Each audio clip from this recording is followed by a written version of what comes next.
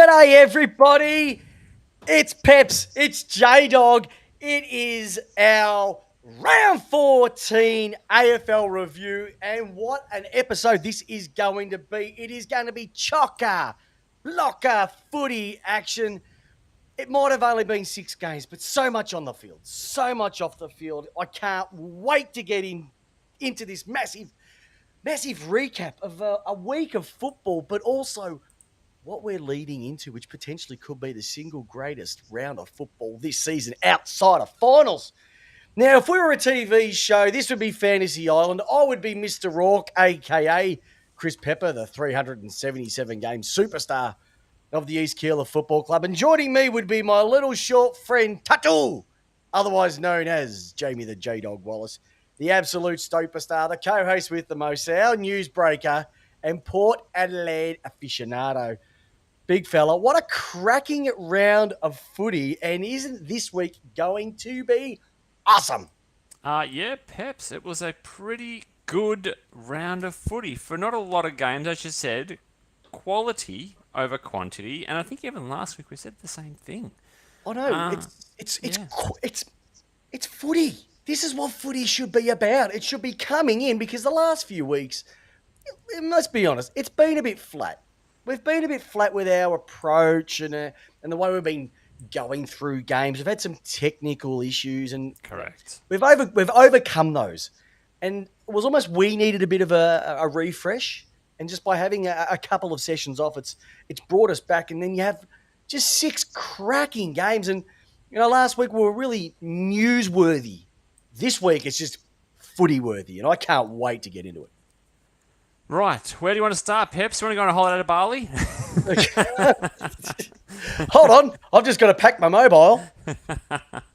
No, Peps. We've got a lot. Obviously, we've got a lot. We're going to talk about footy this week. We're going to talk about a little bit of the news, but not a whole lot, because I really can't be bothered. I can't be bothered talking about Jordan Ngoe, having one more conversation about it, because I'm just done with it. And one thing we do here, buddy, is we pride ourselves. Look, I know we've talked about a couple of controversial issues over the last few weeks, and we get that, right? But at least this week, we're not going to mention it. It's been done to death. Let's talk about the good stuff. Like it's Footy Palooza this week, J-Dog. This week is Footy Palooza. Trademark lace out 2022. Correct. But it is the single greatest round of footy. We've got some good news. We've asked for. We've got plenty of great news. AFL have made some changes. News. Rule changes, schedule change. I'm letting you loose with that one because I know that's something we've got. We've got the magnets.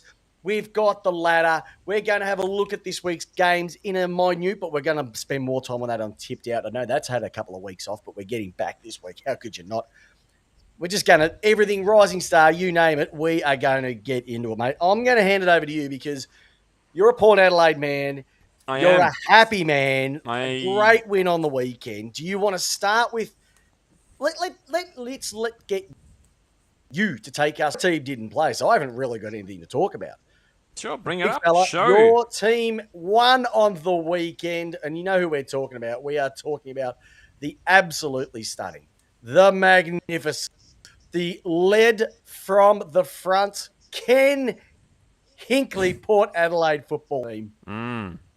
Tell us all about it, big boy. Tell us about the ladder and, more importantly, your changes and potential jiggy jars up for the next week. Over to you, big boy. Yeah, look, can we just be done with this conversation? I think everyone from Carlton up are the top 4. Whether you want to chuck in there, who you want to chuck in there, I don't even care.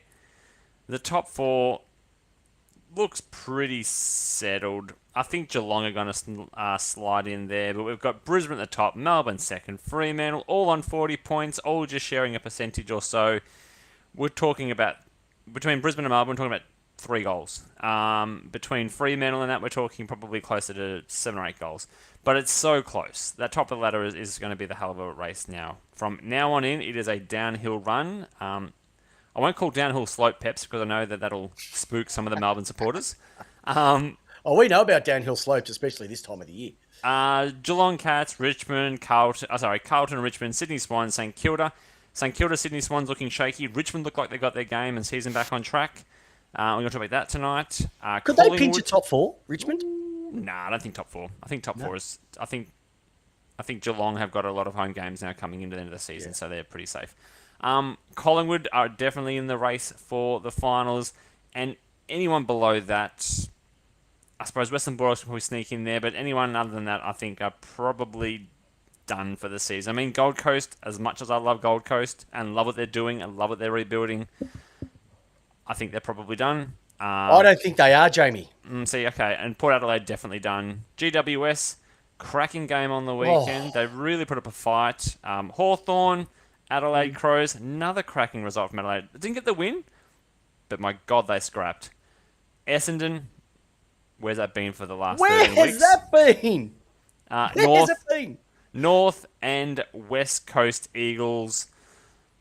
We know they're going to be battling for the bottom there. Who's going to get it? They're basically 2 points difference in terms of actual scoring at the moment, because one is on 52.3% and West Coast is on 52.2%. It is there. It's you don't. It's almost like you don't want to win another game. Not first two. It's the Horn Francis Cup again. Yeah, let's start bringing in let's start doing what Melbourne did. Start shuffling some positions. I've got a massive chub for the Gold Okay. Coast Suns at the moment. I reckon for the first time in their club's history, they'll pinch eighth.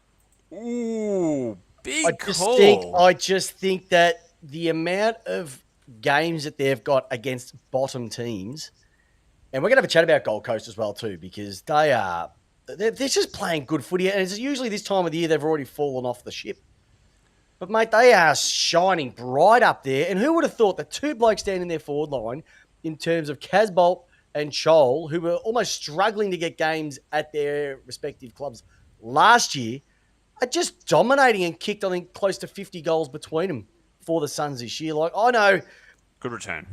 Personally, who's struggling to find a forward because we've just gone backwards with everything. I'd love to have Chol down there. I'd love to have Casbolt just to take one of the big spots. But I reckon they're a massive chance for that eighth spot. And I think St Kilda are really susceptible. And I never thought I'd say this, but I think the Swans could be if they continue to play like they did against your mob on the weekend, bugger them off, I reckon. Yeah, I understand that because Western Bulldogs also are probably expecting. I mean, Western Bulldogs played an amazing game, one of the highest scores of the season. I think the highest score of the season, if not, not the highest score. They were involved in the highest scoring game between opposition and winner of the season. But they're also expecting back people like Josh Bruce and stuff like that. So they're getting some reinforcements this time of the year. Yeah. He's about 2 weeks away. But I think they're too far away, though, mate. I think they're cooked. I really do think they're cooked. Yeah, I don't. Okay. They're too far back. I think there's other clubs with better runs and we're playing better football at the moment. Fair enough. Fair enough. As that too. So yeah, well, it's exciting. This is where it all happens. Oh, it's great. This is 9 rounds left. Yep. That's it. We've got 9 rounds. This is where it happens. You don't win the Melbourne Cup in the first 200 metres, the first 600 metres, the first kilometre and a half. No. We're down to the last 900 metres, and boy, oh boy, are we going to sprint hard for the line. I cannot wait. Hey, buddy. Yes. Alrighty, let's get into it. I want to have a chat about, I want to spin some magnets. I want to get these bad boys going right away. First and foremost, I want to start with the bad stuff. And normally I'd have the, here they are, Ellen work on bloody Wigan. But our soundboard will be up and running for next week. All right, but I just want to go through a few things. First and foremost, Will Powell for the Suns. What a shocking injury. Like, I don't like seeing players get injured, full stop. But when you see someone go down in the way he went down, he's been playing good footy in a team that's got the rise going at the moment. They were bound for finals glory. And for him to go down, it just hurt. Can you imagine if Ben King was in that team? Jack Kocius, who's been out for a bit, Lockie Weller, were all in the same. Where could the Suns be sitting right now? They're just everything that we've been hoping for them is coming together. And then in the case of 2 weeks, they've lost two of their better players going down over the last. And you just don't want that, which kind of sucks as well. So it's real. I just hope for him all to get better. Alrighty, next one. Also, one of the worst umpiring decisions ever on Friday night. It was the game against Essendon versus St Kilda. Oh no.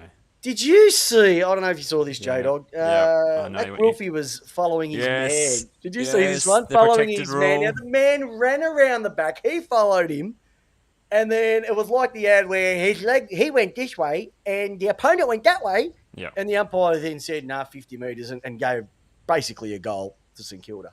Now I know they're getting a bit tricky with what they've been doing the players, and I get that, but come on, umpires, can you use a bit of common sense?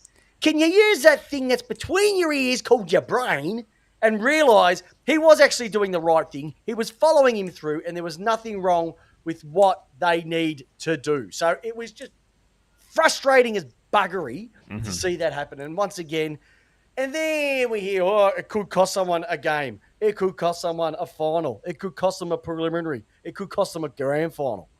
It ain't going to cost them a prelim or a grand final because the umpires are the best umpires and they're going to use their minds and their common sense when it gets to the end of the year. So it was just a stupid decision. Just when you think that we take one step forward, we take a couple steps That rule should be gone by next year. Yeah. No, I think they'll keep it, but it doesn't make any sense. It's a shocker. It's a shock. Because Golfy had absolutely no impact on the play. He actually ran Well, behind the mark. but they've even got players running out of the zone now and they're penalising them. Yeah. Like, come on, umpires, use your freaking brains a little bit. But, you know, it's round 14, we're saying the same thing. But I don't blame the umpires either. I'm blaming the AFL for generating these rules and signing off on these rules, and they're just interpreting what they've been brought in. So it's a stupid thing. The gift that keeps giving. Oh, he's just like herpes. Rightio. I got another one from your game. Oh, okay. From your game. First and foremost, I'm dragging your mob because of what they did to Sydney. Okay. Where's that been all year? What do you mean? All right. What do you mean? But I got another one. Here we go, right? Oh, that was just awesome. But Peter Laddams. Now, you left Port Adelaide to go to Sydney. We were traded, but yes. You left Port Adelaide to go to Sydney. Traded, whatever. He left.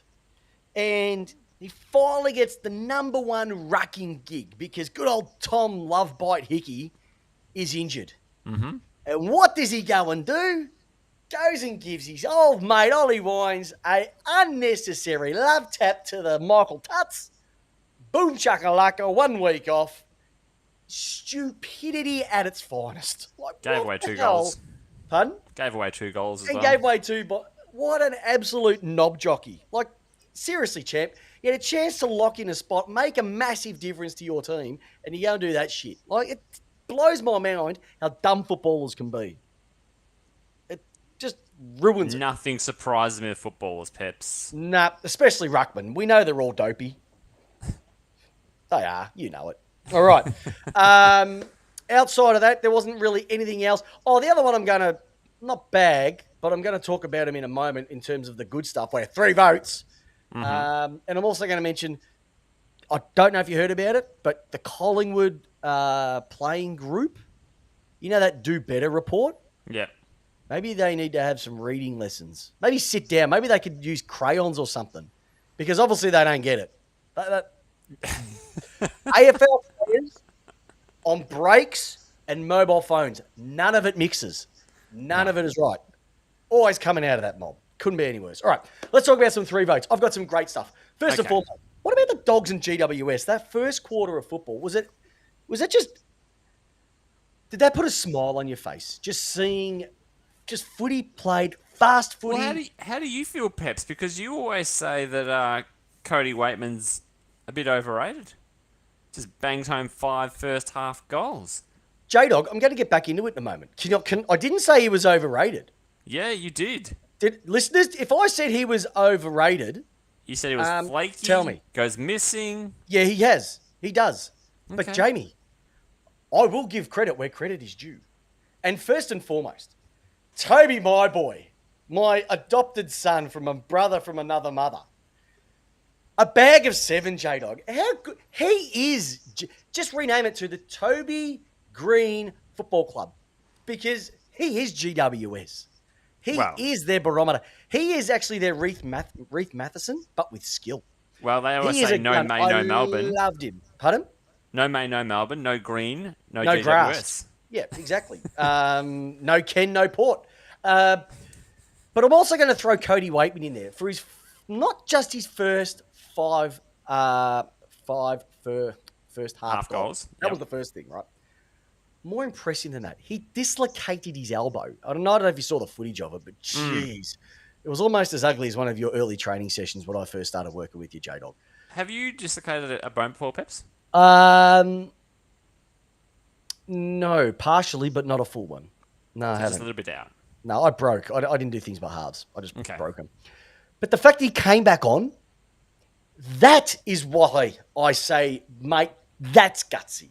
Yep. That's where you get the pat on the back, not the flaky dives and the touch in the backs and look at with my flaky blondie hair. That's the sort of stuff that's going to give you a reputation as a player people want on your team. All Yeah, right? I liked it. So Great do game. more of that and less of the flaky stuff. That gets you in my good books, buddy. So Katie Waitman, thumbs up for you. Essendon Football Club. Now, I'm not going to go too much on about it because it's only been 1 week. But you did it 1 week late. Couldn't you have done it a week earlier against Essendon? Against In your who? 150th game? Against Carlton. Sorry, Yes. J-Dog. But it was just awesome to see what they rolled out with on Friday night. I just loved it. I just loved every minute about it. I was sitting down, me and the old man, Big Trevor Pepper, absolute superstar. We were sitting down, having a couple Jimmy cans. He was having a lime seltzer with a bit of vodka in it. And we were watching it and we're going, where's this? There was pressure. There was speed. There was defensive sureness. There were risk takers. Like Nick Hind made so many mistakes, but every time he got the ball, you knew that he was just going to burn off. You know, Sard would take 2 steps and have 3 bounces. Like it was just attacking football. And it was The package lived up to his name. He Finally. He did deliver one 2 weeks too late. Unlike the Jetstar baggage crew who left the poor kids rocket in Australia while they went over to New Mexico. I don't know if you heard this story. No, I haven't. University went over to go for the rocket championships. You know, when you build your own rockets and through. Yep. So a conglomerate went over there, raised $100,000 to go over to the US. They've turned up, ready to go, and Jetstar have actually left the rocket in Australia. Oh, you'd be dirty. And it's not going to get over there in time. Oh. So Jetstar, you're also going to be getting dragged this weekend. But Essendon, you were absolutely Stringer was in everything. Oh, he delivered. He expressed post style. Love it. He anytime the ball was near him, he was either getting it out to the outside to a running Guelphy or whoever was around. Yeah. He was on the ground. He was kicking goals himself. He was everywhere. And I love... Now, this is the funny thing, JD, and we were talking about this on Saturday. We had a bit of a conversation. And isn't it amazing that after one win, Essendon supporters are now premiership favourites? Good old Charlie Keegan's on the chat, and he's dropped this one. Don't worry, watch us over the next 2 weeks. We won't lose a game from here. I think so you're going to win the next 9. It'll be, That's the way he's saying with the tongue firmly planted in the cheek. Oh, no. Essendon supporters do not plant tongues in their cheek. They put them in other cheeks. They do not put them in their own cheek. What I do love about that game, and we're going to just roll into a bit of footy talk off the back of that. This is what it's all about, J-Dog. Tonight is Dylan Shield. My God, was that his best game for Essendon?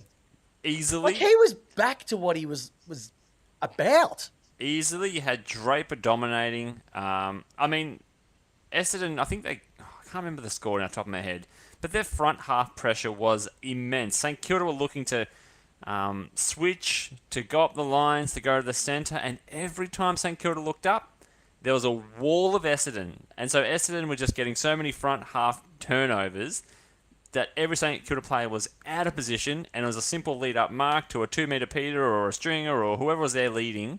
Draper sitting in the hole there, 35-40 out from goal, easy mark, goal convert. It was amazing. But on the flip side, Peps, I want to talk about the mentality of teams, and I currently live there. Peps, I know you've got a bit of PSD from these times. I've been talking to St Kilda about this, St Kilda people about this.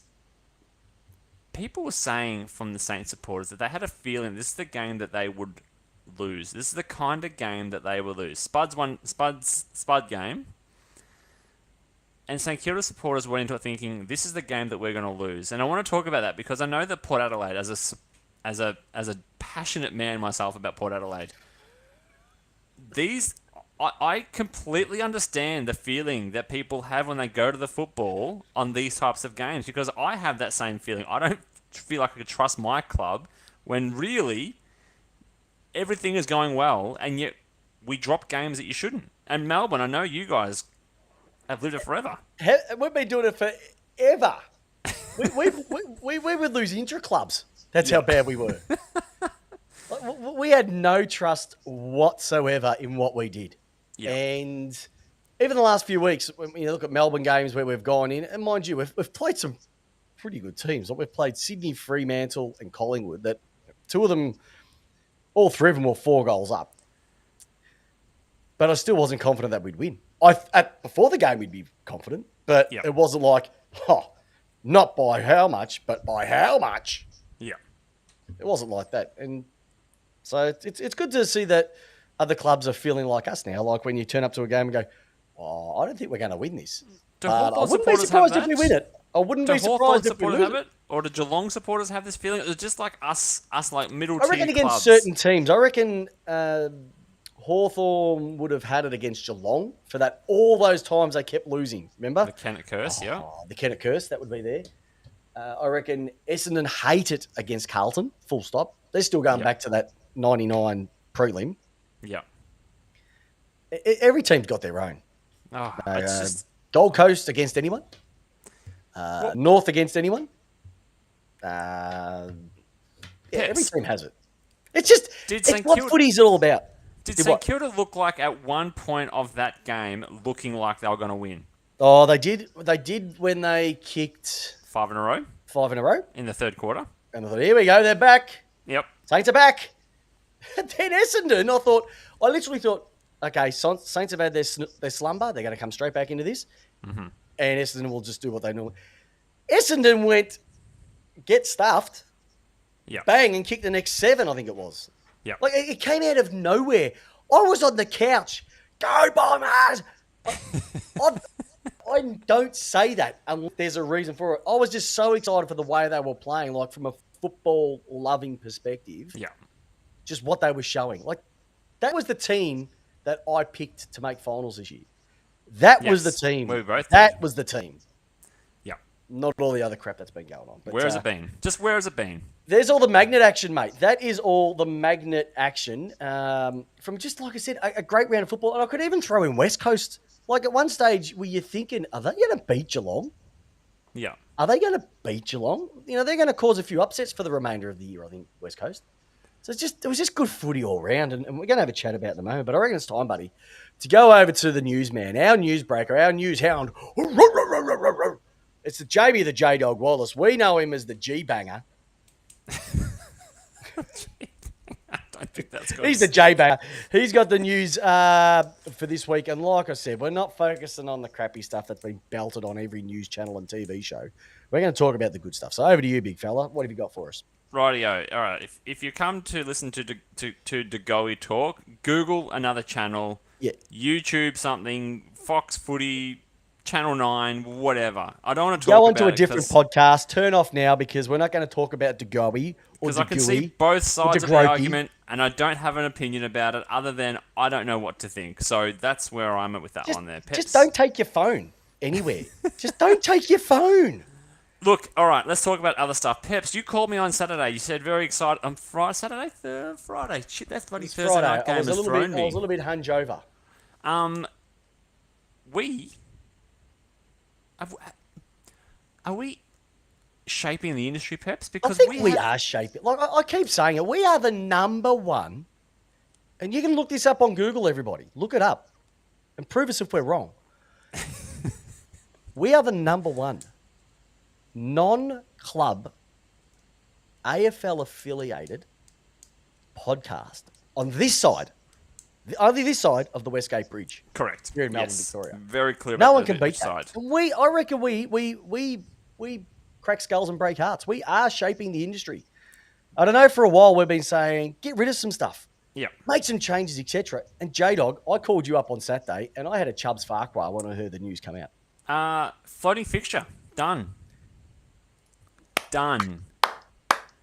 Peps, and I know it's good because I know for like me and my pride of Port, I like to go over and I like to pick games I can go and watch.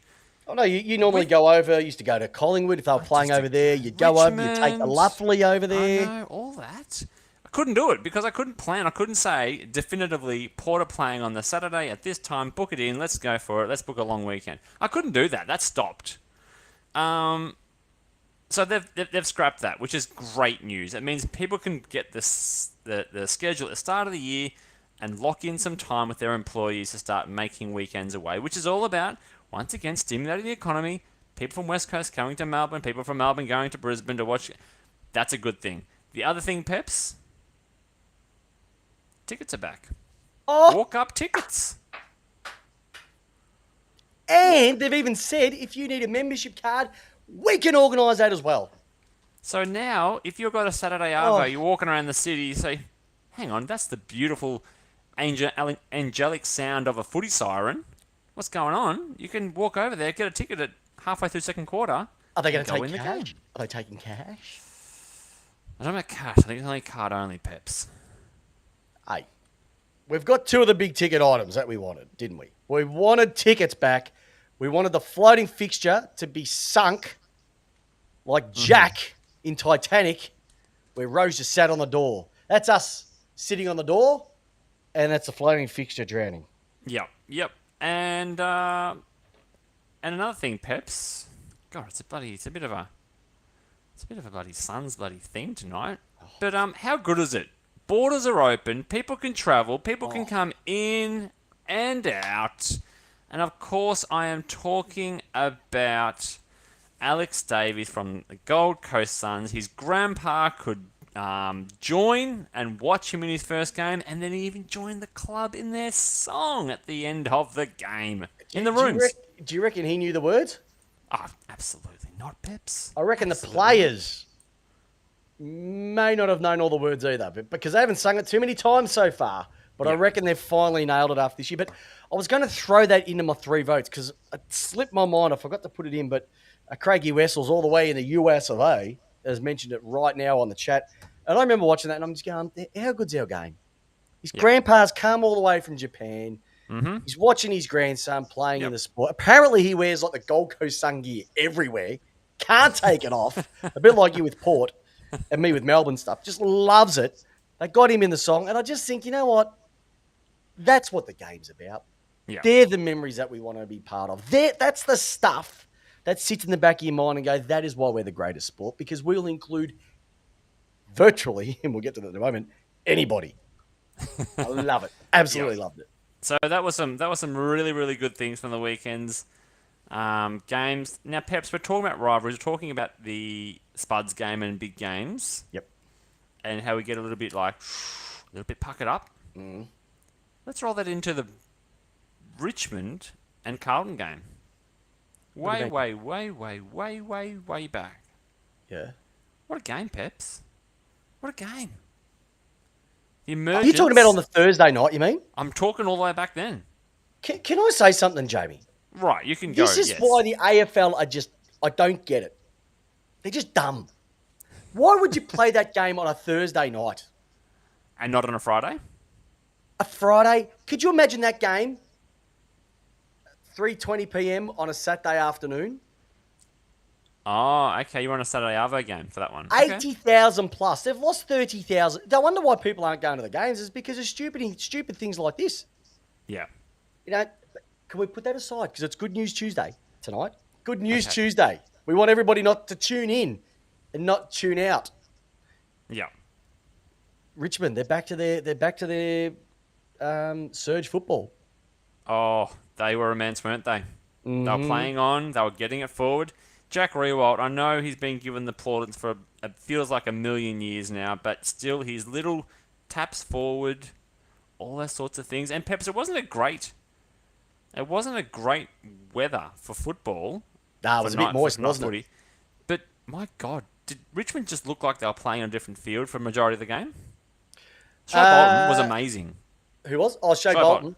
Yeah, I thought he was a bit. I thought Prestia was really handy early on, like the meatball. the way that he was able to, he looked like he was playing a dry game of football. Yeah. And that was what I noticed between the two teams. Like, it was quite even back and forth. But I After think the first Richmond quarter. but Richmond just handled the wet conditions better. Yeah. They looked like they were playing with a dry ball. Carlton looked like they were playing with a wet ball. Yeah, when And that was what I noticed difference. when the first 6 goals went through, I'm like, oh shit, here we go. But What a also, cock up.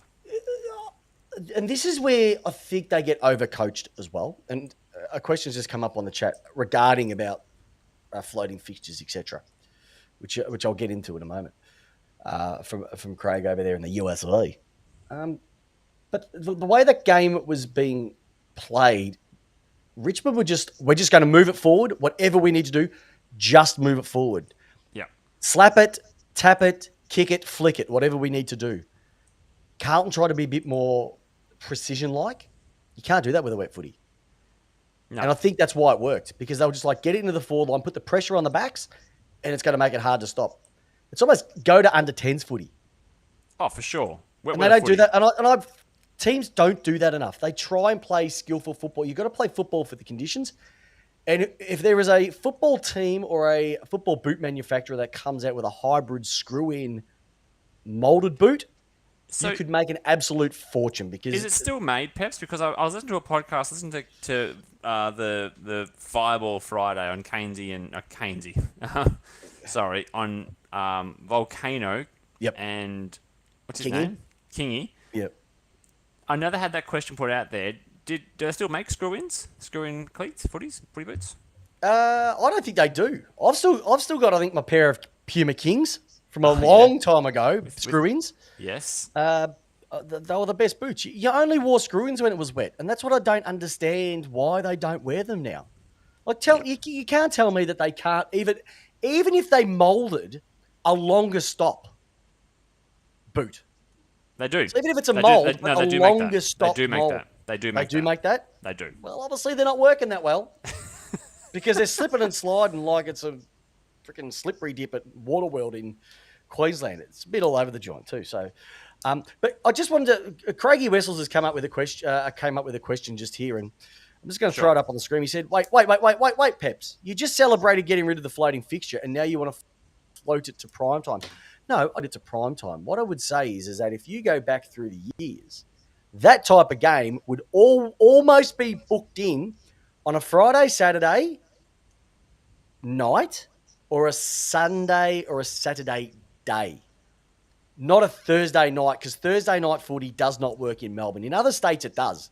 It just doesn't work here. So what I was saying is that when that one comes up on the fixture, that should be in a prime slot, because you're going to get 80,000+ to it, especially the way these two teams are playing at the moment.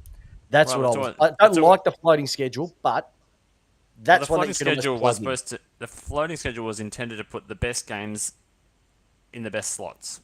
Yeah, and they still couldn't do it. That's a spot missed. Yeah. All right. So look, Carlton did come back in the fourth quarter, Peps. And can we talk about the goal review that basically changed the game, because it was a goal initially, turned over on goal review. Richmond went down and could have made it 3 points, but instead made it to 14 points there and ran away with the game in the end. Didn't change the game, Jamie. Okay. All right. I just wanted to... And I'll tell you why. There was a question why was it brought in there. Hey, they can ask it as much as they want, but go back and realise what it was brought in for. It was brought in for the Howlers. Mm-hmm. The absolute Howlers. Tom Hawkins' 2019 grand final, where he skimmed the goalpost. Yep. That's what it was brought in for. Touching it on the line, those sort of things. Not for when it's 40 metres out on the boundary line. Like, they shouldn't review that stuff. Like, so it should have been a every goal time to someone Carlton. goes like this, we go back and review it. Because Carlton had momentum. It doesn't matter, Jamie. At that point in the game. You shouldn't be using it for that. No, I'm saying, this one, Peps, I think it doesn't matter if they had momentum. Big deal. It should not be used for something 40 metres out. Carlton had the kick on goal and we made it down to 3 points. The game was on the line. Instead, Jamie, got reviewed. It doesn't matter. Richmond went down and kicked a goal and made So what? It got overturned, did it? Did it get overturned? It did get overturned. So did the umpire call it a goal? Umpire called it a goal. And then they overturned it. Correct. Well, then I stand corrected. I thought it was the other way around. Anyway, they should still not. They still shouldn't review things from 40 metres out. It's So stupid. that was 9 minutes ago in the last quarter when Richmond really were under pressure and Carlton were coming hard. I think McKay kicked something like 3 or 4 goals in a row and were Yeah. coming hard. They were. And then the game basically played out. Richmond won by what it was in the end, 15 points, something like that, whatever it was. It was the So result for that- Richmond, it was back it in was the result that we 8, had. Yeah, they are back in the 8 and doing what Richmond do. and They Carlton. reckon there's still got shades of 2019 about this one. I don't know. Hey, maybe, Nah. because I did know Richmond did leave their run late.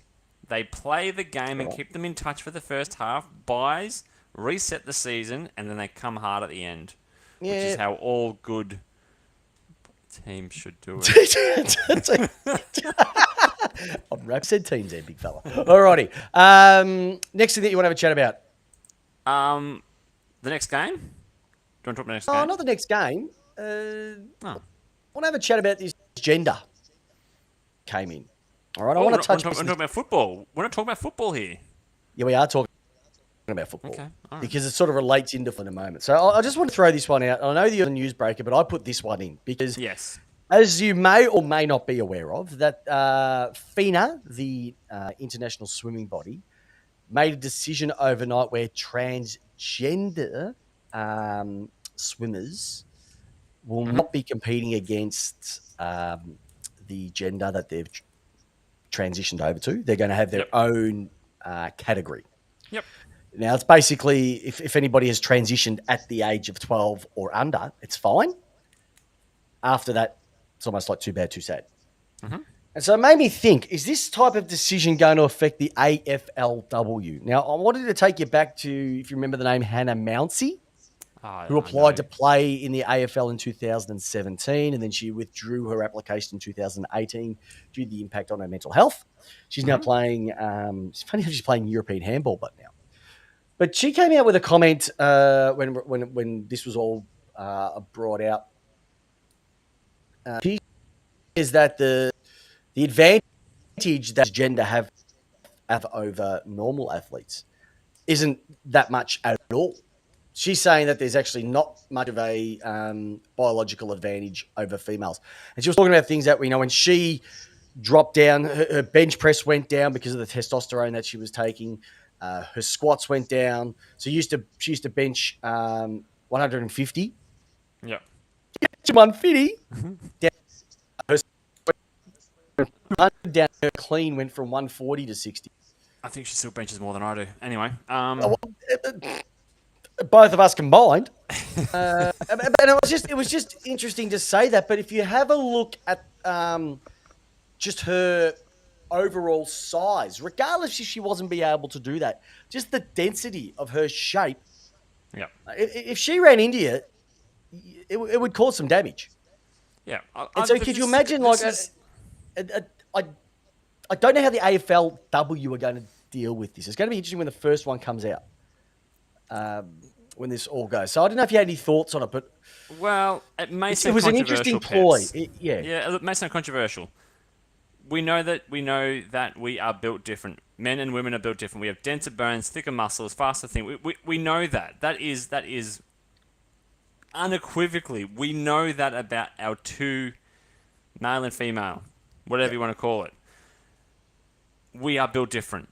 And I don't care, and I'll put it back to cycling. If someone who is cycling and has been using EPO for 10 years, 5 years, 6 years, the ability for them to recover, build, train, build muscle, get faster. Yes, you can say, oh, I haven't been on it for 6 months. Doesn't matter. You've had the last 6 years or 6 weeks or 6 months on the gear. You can recover faster, train harder, get better, be stronger.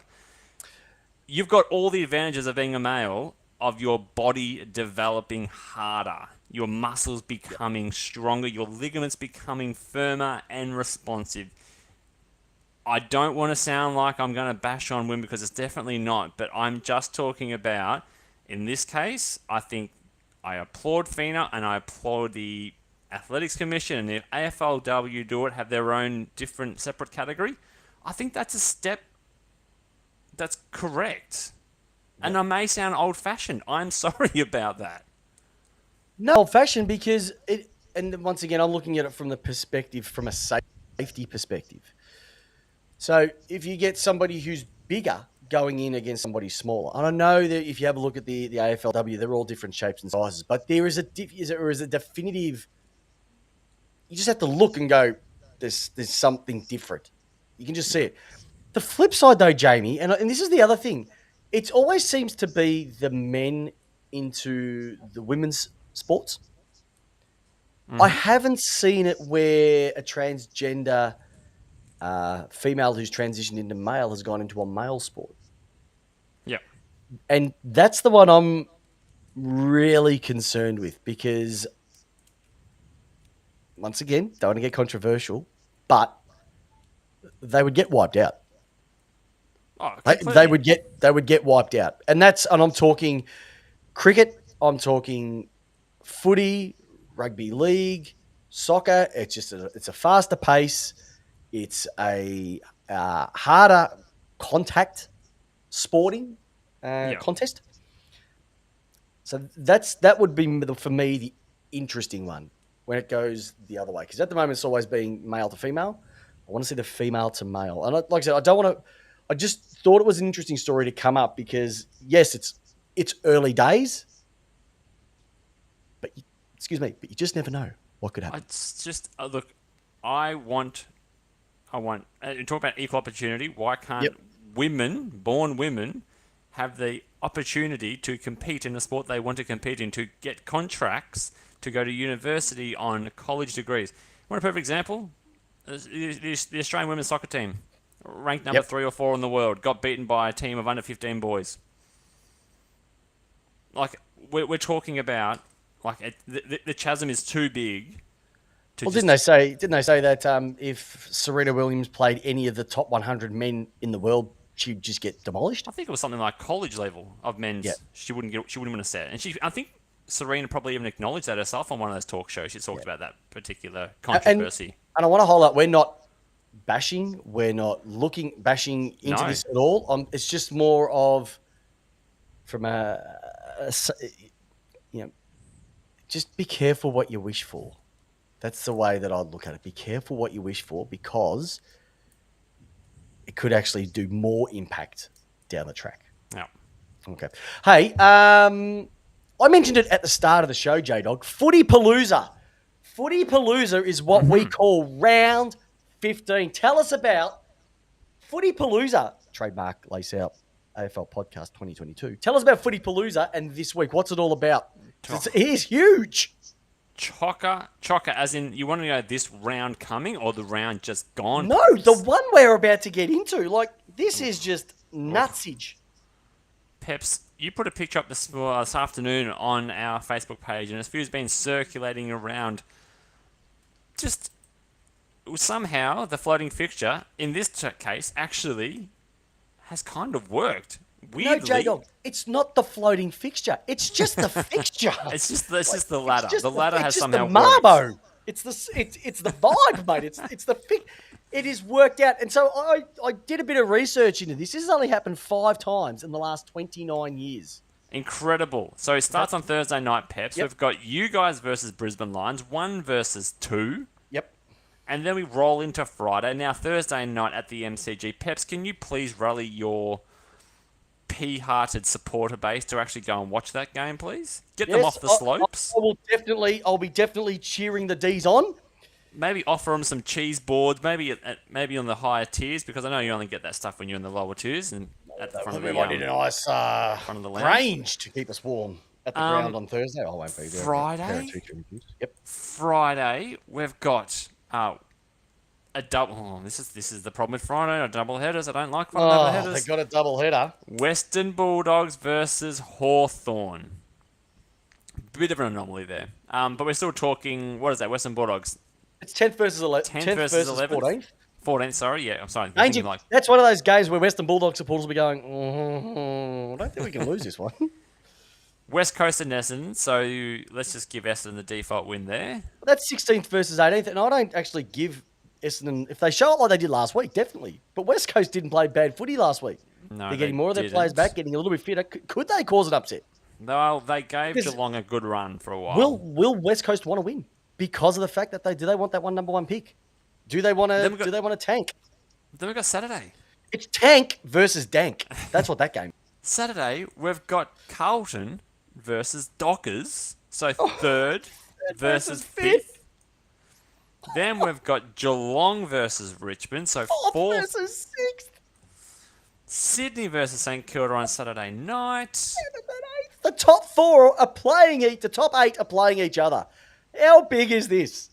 And Sunday, we've got North and Adelaide. So what's that? That's That's going 17th. to be a good game.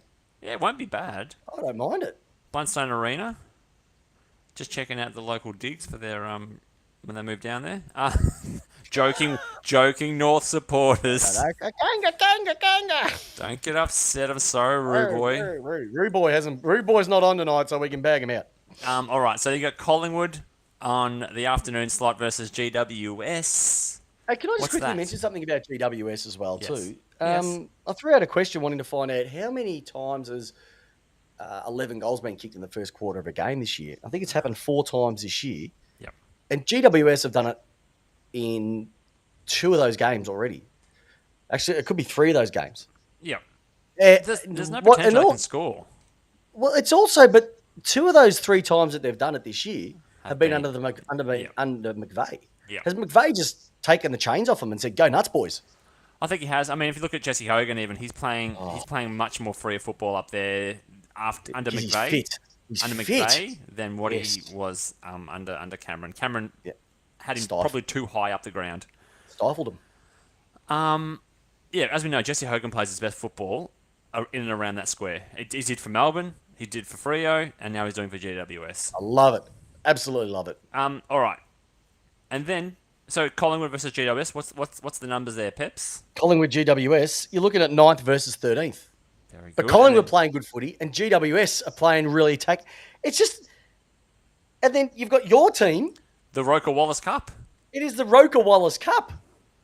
It is the Roker Wallis Cup. 11th Port versus Adelaide 12th. versus Gold Coast Suns to round out Sunday night, which should be a nice little watch. Seriously, we're going to do our tipped out this week because we want to talk about this round. But it is game on where the top it is the pre-finals week. This is for those teams who are trying to make a run at the 8. I mean, like, look at Port Adelaide Suns as a perfect example. Win, and you are well on your way. Lose, pack your bags, boys. These are 8-point games across the board. And it's They also really looking are. at things for draft positions as well, too, at the back end. Well, the top 4 is going to be settled after this weekend. Or the top 2 is going to be settled this weekend. Correct. You reckon? That Yep. far out, you calling it? Well, two of the 3 teams are going to be on 44 points. Yeah. 2 of them.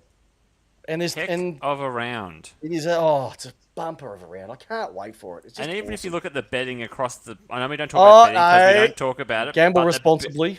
But the betting, the win-losses, the lines are all extremely close this week. Yeah. No, it is close. It is massively close. Okay. Hey, J-Dog. Mm-hmm. Mate, cracking job on the news again, buddy.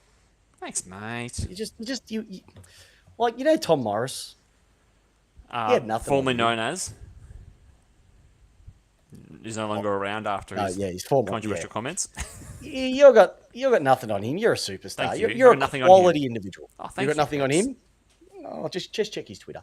Hey, Rising Star. Essendon finally get a Rising Star. And I've been watching this bloke over a couple of weeks, and he is What do you mean, a Rising finally? Star. I'm really... like when you watch players and you go, I like him. He's got some spunk about him. Not from a facial perspective, but the way he plays. Hard, honest football. And we're talking about Essendon midfielder here, Ben Hobbs. Is the NAB Rising Star nominee for round 14. They picked this guy up. He was part of the Vic Country team. He was their captain. They picked him up as pick 13 in the draft in 2021. He was amazingly awesome. He was just crisp. He was clean. He was hard. They say it was a 35-point upset. I just think it was an awesome game by the Essendon Bombers, finishing with 22 disposals, 5 marks, and 8 score involvement. So he's going to go to the dinner with the remaining nominees for the season. And he could be a chance. You never know who they're going to vote for. But good on you, big fella, because I reckon he's got a cracking. He's potential captain stuff. That's what I see in this bloke. Ooh, Yeah, you're calling that far out. Yeah, you know when you see someone, you go, ooh, Sam Walsh. You look at Sam Walsh and go, captain. Ben Hobbs, he's got some stuff. Jordan DeGoey, nah. Jack Ginnivan, nah. Isaac Quaynor, nah. Not at all. All right. Alrighty. Hey, let's time to splash some cash. Contract news. Now, we've got some contract news. It's all over the shop now. It's funny, as we start to get into the last part of the year, players are playing for contracts, playing for careers. Everything is going to happen right here. Let's get into it. We know Jordan DeGoey. His contract has apparently been withdrawn by the Collingwood Magpies. 800,000 peps per year? Is that? That seems a lot of money for DeGoey. That's potential. So that would be like a Brayshaw wouldn't be on that. No. A Mitch Duncan, I don't think would be on that. Well, Geelong have got their pact. Like, they've got their little pact they do. Yeah, I know, but you've still got to pay them. Has he delivered as much as what you'd Wines, say would Brayshaw Wines has? be on 800 grand? Wines would be on 800, 850. Would he be on 850? Okay, fair enough. It's big money, though. It's a lot of money Tuke for Miller? a player. Would Tuke Miller be on 800?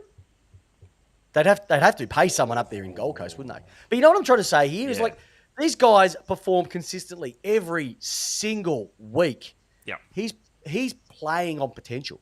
Yeah. Has always played on potential. And then they rolled out off he racks up 30 and kicks a goal every week. I'm like, one goal? And he's a forward? You'd be wanting two minimums. Yeah. He should be kicking 50 a season. Yeah. I don't know. But this is the funny part. Apparently, two clubs are offering 5-year deals for him. And you wouldn't believe who one of them are. Let's go for it, Jamie. Let's see if we can put it together. We'll say it at the count of three. Let's put our minds together. Let's see if we're psychic. 1, 2, 3. Shit killed Saints. Who would have thought the Saints going after a player with a bit of a history from another club? God, Hey, look, it can work out well, Peps. I mean, Tyson Single has been a revelation down there at Geelong. Yeah. I rated him. He's a dangerous option. Yeah, he's Crouch, yeah. But Zach Jones, Hanbury, yeah. Okay, so they have had some interesting draft choices. Yes. Would they be offering that sort of cash for him now? Probably not. I can't believe that they'd still be looking at it though. Who knows? Interesting. I think with him, you take the good with the bad. It's as simple as that. You know what you're getting. He is a box of chocolates, but unfortunately, you do know what you're going to get. You open up the Cadbury dairy milk, it's dairy milk. Yeah, that's it. We have got some players who are not wanting to talk to their clubs at the moment. They're Peps. Yeah, we've got a few of them. Luke Jackson apparently was offered $10 million over 7 years by Freo. That's not true. Mate, he hasn't played 50 games of footy yet. That would be the biggest contract since Tom Boyd came across from GWS after playing, I think it was like 16 games. Sumich is drunk when he said that news, surely. I just don't know. I think he was still hungover from the front bar. So Jackson's there. You've also got Brayshaw as well, too, who hasn't signed up with the D. So that's probably the one I'm a little bit more concerned about. Todd Goldstein. He's won a premiership now. So what else has he got to do? Win 2. Todd Goldstein wants to stay a Roo, but obviously not. Would you trade him, Goldstein? Would you get any currency for him? I know where he could go. There's only one club I think that he could go to. What is he? How old is Goldstein? I feel like he's been around forever. He's 38, 39. So there's only one club he can go to. Right. Geelong. Isaac Rankin, Jack Lukosius closing in on new deals with the Gold Coast Suns.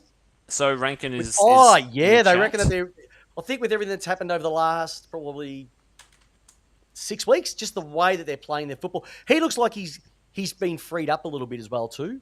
Well, he's now more about the team and not about himself. Exactly, and they're winning. Who would have thought? Dan McStay, apparently 4 clubs in the mix for him. Yeah. Interesting. Now, Carlton apparently have cash to spend. Now, what they did was in 2018 and 2019, remember how you could pay less than the salary cap, bank that, for future years. Up They to went a and did that for point. 2 years. Yep. So I think you could bank 10%. Sorry, 2018. Yeah, 2018 okay, and because you had 19. to spend it in 2019, didn't you? Yeah, 1920 or 2021. That's right. Yep. So they banked that money. So I think they could bank it for a couple of years and then use it within a number of years window. So they've got money to splash around. I didn't think that they would. So they're looking at Angus Brayshaw, who's still, like I said, who isn't looking at him with his 2020 form. Like, he's taken the second most marks in the season across any player. Can you imagine a midfield of Cripps, Walsh, and Brayshaw? Yeah, we got rolling Chera. through with Chera. Yeah. Yep. Oh, mate, Harry I'd love that. McKay, I would all of absolutely that. love it. And looking at Carl Amon as well too, but they're saying what for Carl Amon? What, 650s? Pay it. 750. Pay it. Whatever it is. You just want to get rid of him, don't you?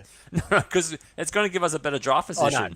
I just think that's yeah. But they're going to get aggressive, so stay tuned for that one as well too. And there's going to be more coming up over the next few weeks as well. But they were the main ones that have stood out. Doing a bit of research into it as well too. So we're going to be splashing the cash, and here comes the money. We'll be back next week. All right. Can I throw the question for this week, Jamie? Yeah, you can. I just want to keep this simple because it is Footy Palooza. It is going to be a cracking round of football. What game is the must see for round 14? Round 15. What is the must see game at Footy Palooza? What is the one that it will shape the season? That's the one that I'm looking for. What is the must see?